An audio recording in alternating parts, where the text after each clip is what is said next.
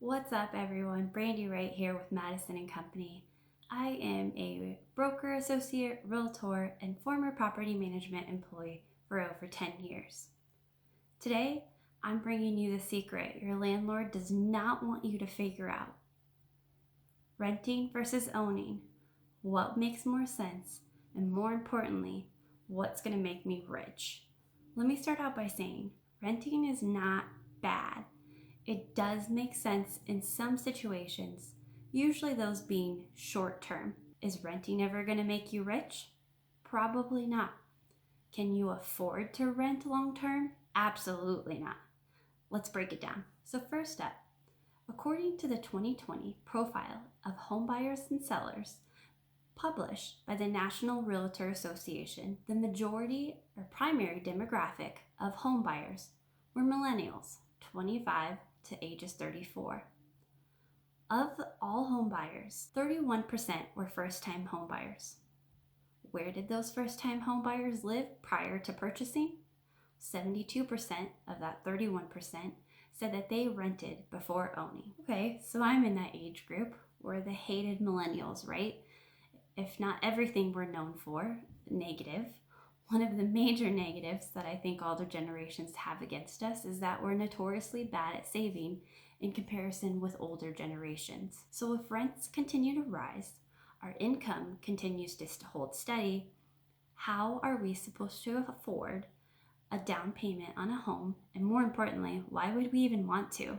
Rental life is nice, right? Someone takes care of the maintenance, we have a pool, I have a vodka soda at the pool. Life is good. Before we commit ourselves to being lifelong renters, let's follow my personal renter timeline. At age 20, I went into property management. I started my career and I decided to immediately move on site and rent. I was in property management for 10 years, so I was a renter for 10 years at various different communities. Let's start my timeline today. First and foremost, I need to find an apartment. Taking a look at apartments.com, of the current available apartments, condos, and single family homes, 2 bedrooms and up, the average asking rent was $21.80. So we'll start there. But we can probably expect rental increases year over year for the 10-year period, right? Well, you're probably saying to yourself, hello, Brandi, it's COVID. There are no rent increases. According to a study released last month, October 2020, produced by Ronald Thorpe, professor at DU, not only is the rental market surviving, it's thriving. So now we're going to take a look at a scenario with a 3% average year-over-year rent increase. And I'm going to show you over 10 years how I pay my landlord $300,000. So what I've done on this table is created a 10-year rent example of how much I can expect to pay over 10 years for renting. So we have year 1, 2, 3, 4, 5, 6, so on and so forth. Again, here's the monthly base average rent or asking rent that I could get today, $21.80 for a 2-bedroom Douglas County. Here's how much I'm going to pay total for the year in year 1 for rent. On average, I'm expecting about a 3% increase year over year. So I can expect about $65 to increase for year 2. So here's my rent, my estimated rent for year 2, and bringing that down into year 2. So in year 2, I can expect about $2,200, $7,000 for the second year in total rent paid. I'm looking at $67 for the next year, so I'm going up to $2,300. Again, it goes on to so on and so forth. Over 10 years on average, I'm paying $2,500 per month for a 2-bedroom, and I'm spending $300,000. Instead, let's look at purchasing a home. According to Smedra, October 2020, the median sales price of a home in Parker, Highlands Ranch, Lone Tree, and Centennial was $521K. Let's say I purchase an average home and I plan to put 10% down. What does that mean? I need to save $52,000. It's a lot of money. How the hell are we going to save $52,000 when rental rates continue to rise and our income doesn't? Well, let's break it down a little bit. $52,000, let's say I want to purchase in the next 2 years. So let's divide that by 2. Now I'm trying to save an extra $26,000 per year over 24 months. Still a lot of money, right? Break it down even further. If I can save about $2,180, $2,173 per month, I will get to $52,000 in just 24 short months. But where am I just supposed to find an extra $2,000 per month? Take a look at our spending according to a 2020 profile of home buyer and sellers produced by the National Realtor Association. 51% of all first-time buyers said student loans were holding them back from saving a down payment. 43% said high rent, 34% said high credit card debt, 34% said their auto loan was holding them back, and 13% said other. So can we make some reductions in my budget and potentially save $2,000 a month? Let's take a look. My hypothetical monthly expenses. Obviously, you can see all the numbers here, but I will go over a couple quick notes with you. So we've been talking about my rent being about $2,100, $2,200. Side note that no more than 30% of your gross income, regardless of what your long-term financial goals are, should be going to rent. But again, we're trying to save here, so less is more. I'm spending about $500 per month on my credit cards. Now, if I have a balance of about $5,300, 15% interest, if I can continue to pay $500 for 12 months without recharging my balances, I will have that credit card paid off within 12 months. You can see most of these are pretty standard. We have some renter's insurance, shopping, entertainment, going out to eat, concerts. Health insurance I know comes out of most of our paychecks, but it is still an expense that we want to acknowledge. Retirement, emergency savings. Ideally, you really want that 3 to 6 months of your total monthly expenses, but we're just starting somewhere here and doing $150 per month. So all in, I'm at about $4,300 per month. We're saying that I'm going to make about $80,000 according to the average household income of first-time buyers for 2020. So it's about $6,600 per month. I need to pay taxes or income taxes, so I'm working with about $6,300 per month. After I pay all my expenses that are located right here, so the $4,300, I have about $2,000 left. Again, I'm trying to save $2,100 per month, so I'm short about $200. Let's revise my current monthly expenses. So first and foremost, let's change up our living situation a little bit. Maybe let's go down to a one-bedroom apartment with a little bit more normal features and finishes, and maybe not as great amenities. It's only 24 months. We're going to survive here. That saves me $500 per month, $6,000 per year, or $12,000 across my 24 months that I'm trying to save. Next up is my car payment. So not only by owning a car payment or owning your car do you save yourself $650 per month, but most likely you own a car that's lesser in value and your monthly auto insurance will be lower as well. Why are we paying for the fanciest, best car on the lot when we can't even afford a down payment on our own home? So we're taking our car and we're going to purchase something a little lesser that we own. That's going to save us $700 per month, about $8,000 per year, or over the entire course of the time we're saving about $16,000. Now let's say I did go ahead and pay off my credit card. I just saved myself $500 per month. Gym. Let's go to Planet Fitness instead of Lifetime. We can go back to Lifetime after 24 months, but again, we're trying to make some relatively painless cuts to be able to afford our home. Retirement. You can stop saving for retirements, but it's got to be short term. And I know there's probably some financial advisors out there that are cringing, but we're only going to do this temporarily for as little time as possible. And we're avoiding taking money out of our retirement in this scenario when we go to closing because we didn't save enough.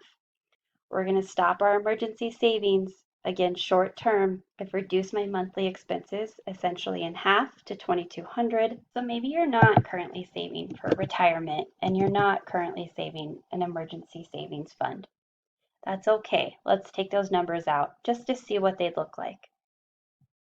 Based on the cuts that we made, you're still saving $42,000 over 24 months. That's still a pretty dang healthy down payment on your first home. Let's plug those numbers back in and finish out this example. So again, I'm still making $6,600 per month.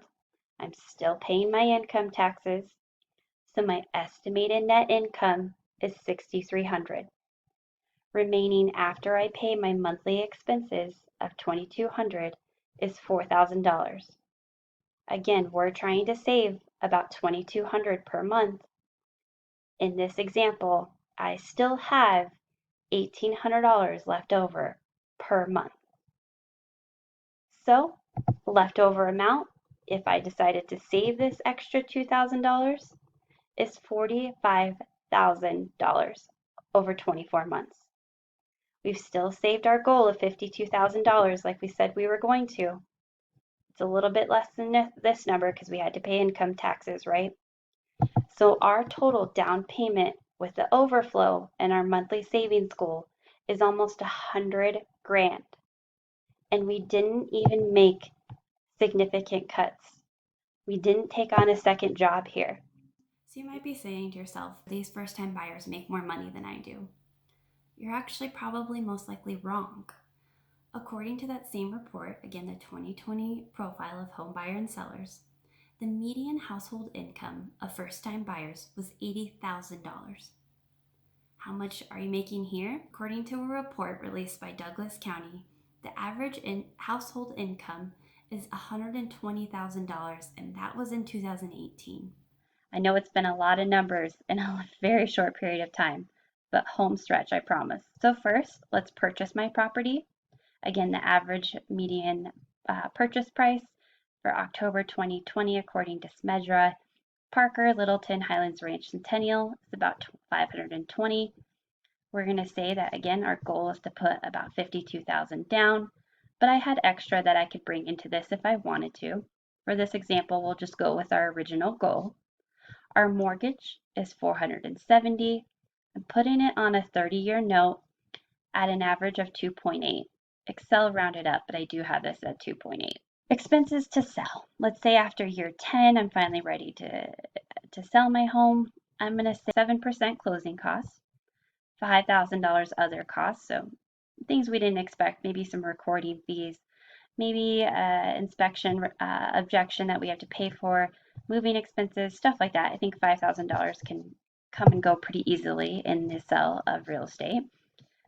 Annual expenses, I'm going to say my property taxes are about $2,500. My property insurance conservatively is going to be about $1,500. Inflation year over year over the 10-year spread, I'm going to say is at an average of 1%. Home appreciation over the 10 years, I'm going to say my annual appreciation rate is going to be about 5%.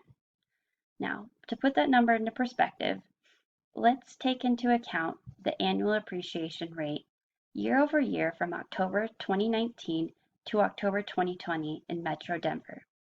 Know what that number is? 17.5.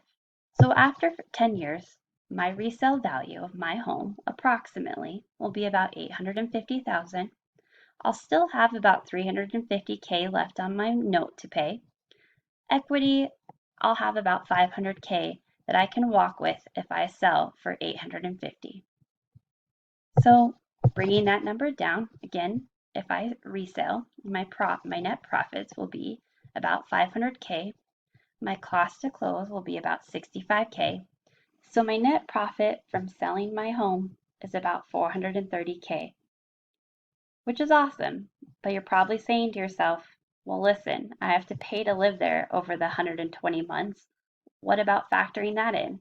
I'll be paying about $115,000 on my principal, about $116,000 to interest, and about $41,000 to insurance and property taxes.